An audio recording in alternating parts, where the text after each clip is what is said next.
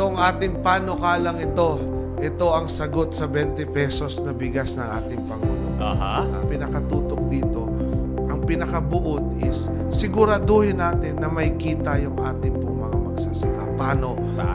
Dito po sa presyo ng palay. Yan po ang tutok natin. Ang gusto ko po mangyari, gusto nating mangyari dito, ang palay ng mga lokal na magsasaka, bibilhin natin, sisiguraduhin na meron silang kita, meron dun silang kikitain. Paano po ang mangyayari? Magpapatong tayo ng karagdagan 10 piso kada kilo para sa magsasaka.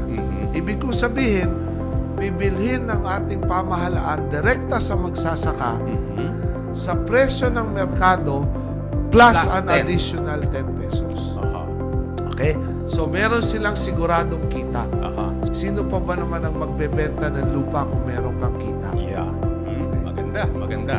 Maiinganyo yung mga kabataan na pumasok sa pagsasaka dahil siguradong may kita. May kita na. Lahat ng kayang umangkat, lahat ng kayang mag-import, pabayaan natin. Pag ito po nag-flood ng supply, sigurado pong babagsak yung presyo.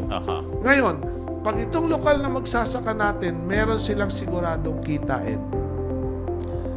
Siyempre, kada kilo meron ako 10 piso. Lalo ako magsusumikap na itaas yung produksyon.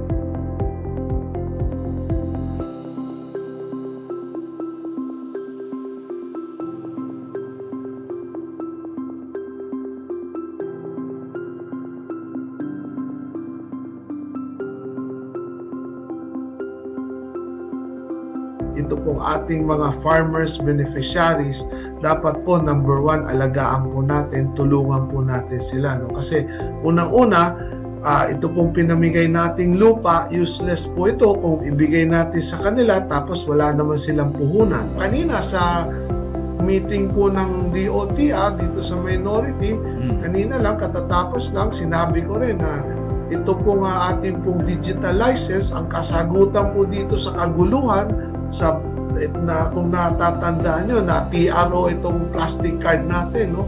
Driver's Plastic license. ID card, Opo. driver's license. Tayo po ang nagsulong na automatic, ma-renew na lang yan para yung ating kababayan. Hindi na kailangan pumunta pa sa LTO at magpabalik-balik para lang magpatatak ng extension. So, natutuwa naman tayo dahil in-extend ng LTO to automatically to up to April 2024, 1 year.